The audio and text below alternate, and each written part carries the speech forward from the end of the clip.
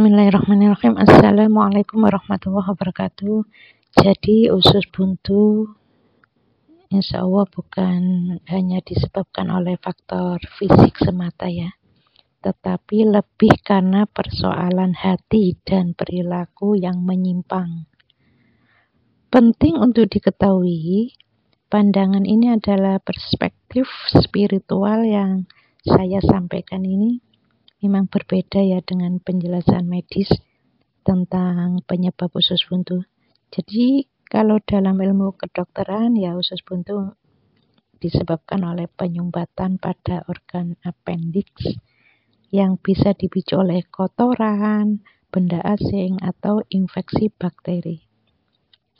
Kalau menurut saya ini kan menjelaskan secara akhlak ya, memang beda secara akhlak dengan menurut medis itu memang beda. Jadi kalau secara akhlak memang pada prinsipnya semua penyakit termasuk usus buntu ini terjadi akibat perilaku manusia yang sering mengumbar hawa nafsunya.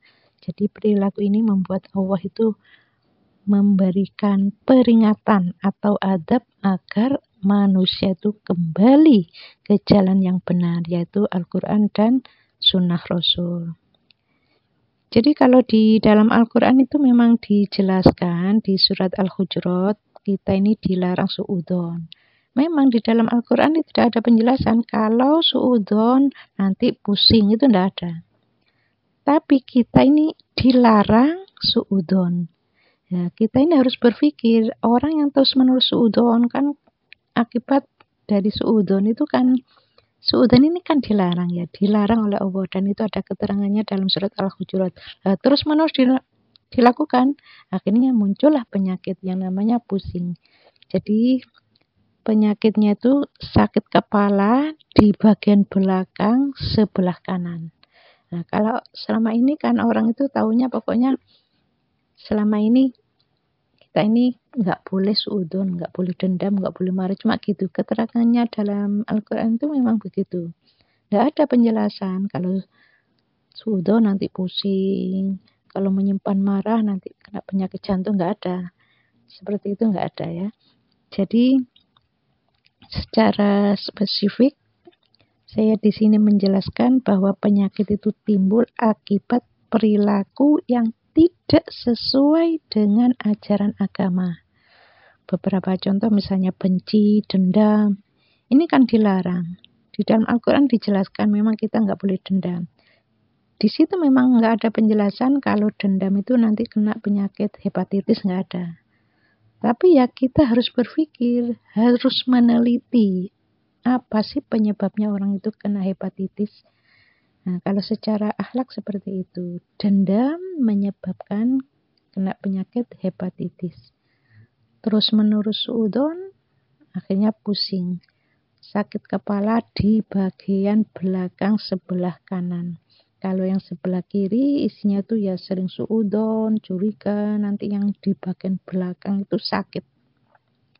Kalau yang pusingnya muter-muter itu kan vertigo ya. Vertigo itu ya akibat dari akhlak atau perilaku yang kurang baik. Jadi kalau diajak ngomong itu biasanya mengalihkan pembicaraan ya.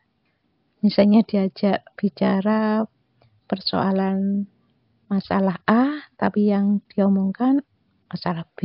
Ini kan nggak nyambung ya. Atau dinasihati malah muter-muter ya, muter-muter. Makanya dibikin sama Allah Ta'ala ya muter-muter. Itu yang muter-muternya tuh nggak ada obatnya. Kalau secara akhlak ini ada. Pokoknya orang itu secepatnya mohon ampun, berjanji nggak ngulangi, minta maaf pada yang bersangkutan, ya biasanya cepat. Jadi vertigo ini cepat sekali sembuhnya, insya Allah seperti itu. Beda dengan stroke ya. Kalau stroke, gatal-gatal itu penyakitnya lama, menahun. Jadi stroke dan gatal-gatal ini termasuk penyakit yang jengkelin.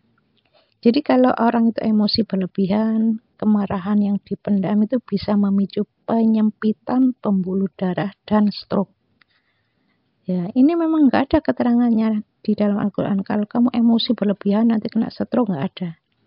Tapi kenyataannya seperti itu. Rata-rata orang yang emosi berlebihan, kemarahan yang dipendam, ego, dan ditambah lagi ada ego, itu nanti menyebabkan penyempitan pembuluh darah dan menyebabkan stroke.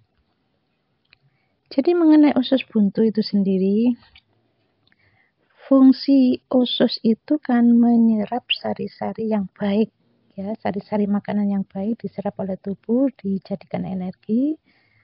Nah, terus yang nggak baik dikeluarkan melalui kotoran. Jadi seseorang yang mampu menyerap hal yang positif dan mengeluarkan yang tidak positif. Jadi di dalam keluarga itu kalau ada sesuatu yang positif diserap, diterima, yang nggak baik tidak diterima, kan gitu. Ya, orang-orang yang kena usus buntu itu insya Allah di dalam rumah tangganya, kalau ada persoalan bukannya diselesaikan dengan jalan musyawarah, tetapi malah bikin ruwet. Jadi kalau ada masalah bukannya diselesaikan malah uring-uringan. Masalah lagi. Kok nggak selesai-selesai sih? Nah, biasanya seperti itu. Malah bikin ruwet, bikin uring-uringan. Itulah yang menyebabkan kena usus buntu. Insya Allah seperti itu. Ya kalau pingin nggak sampai kena usus buntu, kalau ada persoalan di dalam rumah tangga, selesaikan dengan baik. Lakukan perintah Allah. Allah menyuruh kita untuk bermusyawarah. Setelah diselesaikan masalah itu, mohon ampun pada Allah, berjanji nggak ngulangi. Kalau memang dulu pernah melakukan seperti itu. Kalau dulu pernah melakukan seperti itu, belum muncul usus buntu, ya secepatnya tobat, mohon ampun, berjanji nggak ngulangi.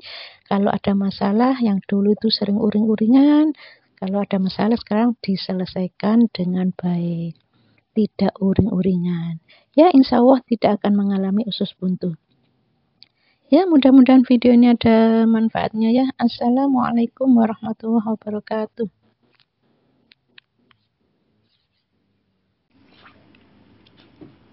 Siang ini insya Allah bunda nggak makan nasi ya.